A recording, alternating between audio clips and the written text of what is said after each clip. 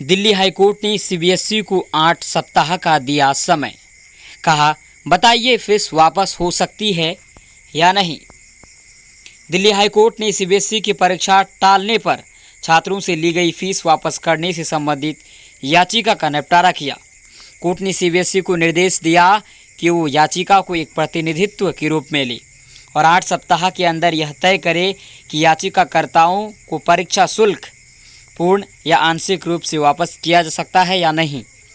Court ने याचिकाकर्ता को संशोधित याचिका दाखिल करने की भी छूट दी। सीबीएसई ने दिल्ली हाईकोर्ट में कहा कि वह एक स्वयं वित्त पोषण संस्था है, वो केंद्र से फंड नहीं लेती है।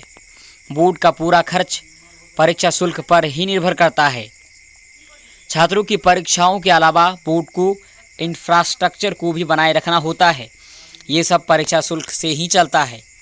कोर्ट ने याचिकाकर्ता से कहा कि ऐसा नहीं कहा जा सकता कि सीबीएसई कुछ खर्च नहीं कर रहा है। सीबीएसई छात्रों को मार्कशीट जारी करेगा। सीबीएसई का कहना है कि एग्जाम फीस ही उनकी आय का एक स्रोत है।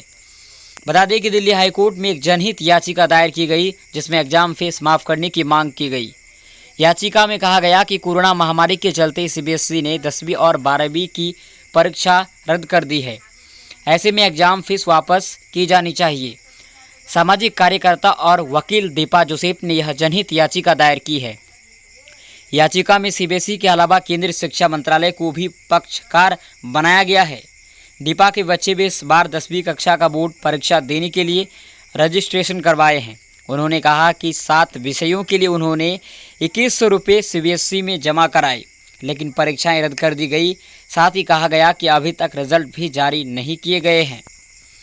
याचिका दायर करने वाली दीपा जोसेफ ने याचिका में कहा है कि सीबीएसई ने लाखों छात्रों से परीक्षा आयोजित करने वाले शुल्क के तौर पर रकम लिए हैं। ऐसे में जब अब परीक्षा रद्द कर दी गई है तो सीबीएसई का कोई खर्च नहीं हुआ है। ऐसे में शुल्क वापस किया जाना चाहिए। परीक्षा शुल्क, कॉपी, परीक्षक, निरीक्षक सहित अन्य खर्च शामिल होते हैं। हालांकि सीबीएसई पहले कह चुकी है कि एग्जाम फीस के रूप में लिया जाने वाला फीस परीक्षा के संचालन से संबंधित सभी प्रकार के खर्चों को कवर करने के लिए है। आपको बता दें कि सीबीएसई की 12वीं की परीक्षा रद्द किए जाने के बाद सुप्रीम कोर्ट ने निर्देश दिया था कि 31 जुलाई तक 12वीं का रिजल्ट जारी कर दिया जाए। ऐसे में उम्मीद है कि 31 जुलाई तक 12वीं का रिजल्ट जारी कर दिया जाएगा। हालांकि अब तक सीबीएसई की ओर से कोई भी कंफर्म तारीख सामने नहीं आई है।